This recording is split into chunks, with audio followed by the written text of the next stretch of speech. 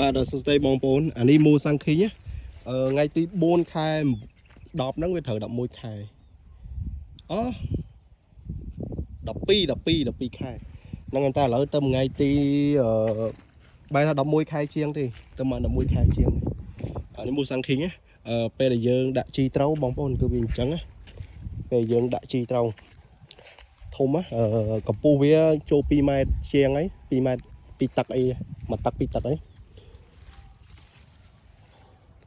អានេះពីដីមកអានេះមូសាំងឃីងសភាពវាបែបហ្នឹងបងប្អូនអត់តហ៊ានតែងម៉ែកទេទុកវាសិនអញ្ចឹងណាបើបងប្អូនខ្លះគាត់តែងហើយម៉ែកតែខ្ញុំអត់តតែងទេទុកហើយជា2ឆ្នាំមីមិនចាប់ដើមកាត់ម៉ែកខ្លះចោលហើយបើសៃម៉ែកទីអាតូចតិចទេអត់រំខានវាច្រើនទេក្នុងវីដេអូនេះខ្ញុំថតតែមូសាំងឃីងវា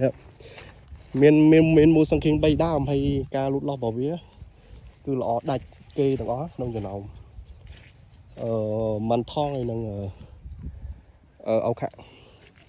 អាហ្នឹងអាយុវាប៉ុណ្្នឹងដូចគ្នាណាតាមពិតទៅខ្ញុំដាំវា5ដើមតែជាក់ស្ដែង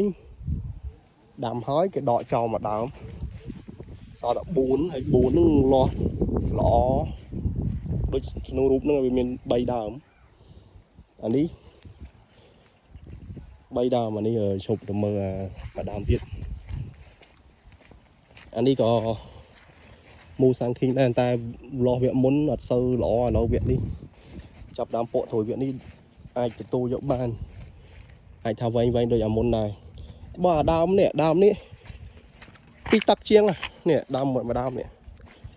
ពីទឹកជាងដល់កមើលទៅរៀងគេស្អាតដល់កចេញមកលង្កោងមកចេញតាំងពីនេះមកនេះបងប្អូនចេញតាំងពីនេះមកឃើញទេលង្កោងមេឃលង្កោងចុងវាហ្មងនេះគេបាទវគ្គនេះអេមឃើញថាយើងបសោតយើងប្រើជីត្រូវត្រេនគេថាបើយើងប្រើត្រូវចេញត្រួយរហូតគេថាចេញលឿនណាហើយម្ដងឲ្យតែបាន2ទឹកចេះអូអ្នកដាំញញឹមនេះបងប្អូនអានេះមូសាំងឃីងដែរណាបាទអានេះក៏ចេញចាស់សាហាវដែរ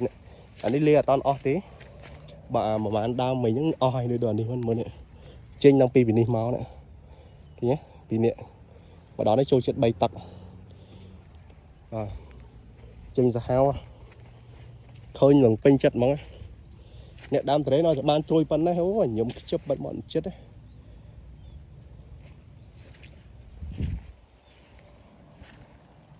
បាទសូមអរគុណ